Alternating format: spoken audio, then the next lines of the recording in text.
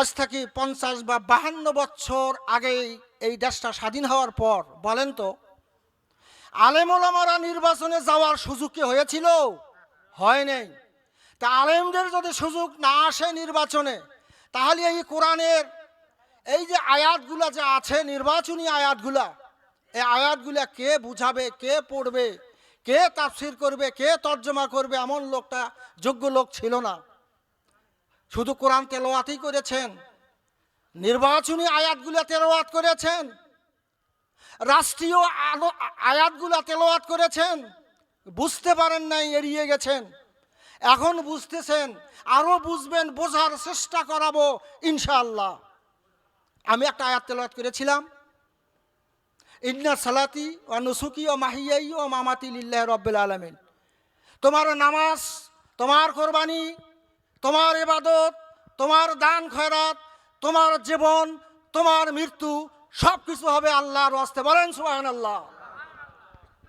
তাহলে আমার জীবনটা যদি আল্লাহর ওয়াস্তে হতেই হয়, তাহলে নির্বাচনটা কেন আল্লাহর ওয়াস্তে হবে না বলেন তো আপনারা? এই নির্বাচন আল্লাহর ওয়াস্তে হবে।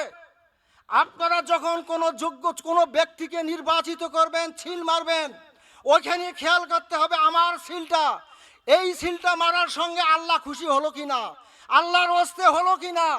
আল্লাহকে খুশি করার জন্য সিল মারলেন, না কোনো ব্যক্তিকে খুশি করার জন্য সিল মারলেন, না নিজের স্বার্থকে হাসিল করার জন্য সিল মারলেন, বিবেকের কাছে প্রশ্ন করে সিলটা মারবেন।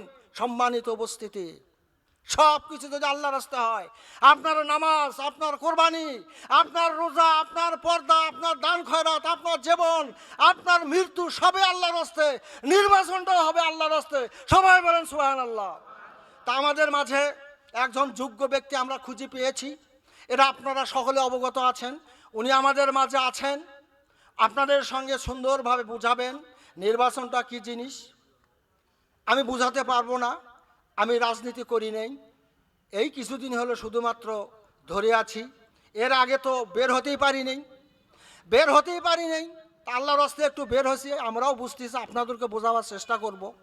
তো এই জন্য সুন্দরভাবে বোঝাবার লোক এখানে আছে, ইনশাল্লাহ আপনাদেরকে বোঝাবে। এখন বলেন তো আজকে আমাদের এই অত্র মসজিদের ইমামতি কে করেছে? বলেন তো কে করেছে? মাওলানা নুরুল আমিন সাহেব আমাদের তো একজন পদপ্রার্থী, সংসদ সদস্য পদপ্রার্থী নাকি? তিনি আজকে আমাদের নেতৃত্ব দিলেন মসজিদে। যিনি মসজিদে নেতৃত্ব দিতে পারেন, তিনি সংসদের নেতৃত্ব দেবেন ইনশাআল্লাহ। আজ থেকে 50 বছরের মধ্যে বুকে হাত দিয়ে বলেন, যে কোনো সংসদ সদস্য ভোট নিতে এসে আমাদের মসজিদে কোন নামাজের জামাতের ইমামতি করে গেছে বলেন ছিল কিনা? কেউ ছিল না।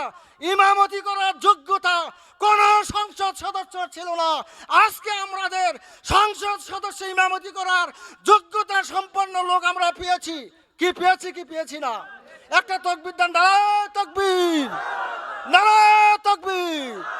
সম্মানিত উপস্থিতি, আমার বক্তব্য আপনাদের সকলের সুস্বাস্থ্য কামনা করে এই যোগ্য লোককে আমরা সংসদে পাঠাবো, এই আশাবাদ ব্যক্ত করে আজকের এই নির্বাচনী এই জামাত ইসলামের পক্ষ থেকে গণসংযোগের সংক্ষিপ্ত বক্তব্যটা সংক্ষিপ্ত আকারে দিয়ে আপনাদের মাঝ থেকে বিদায় নিলাম।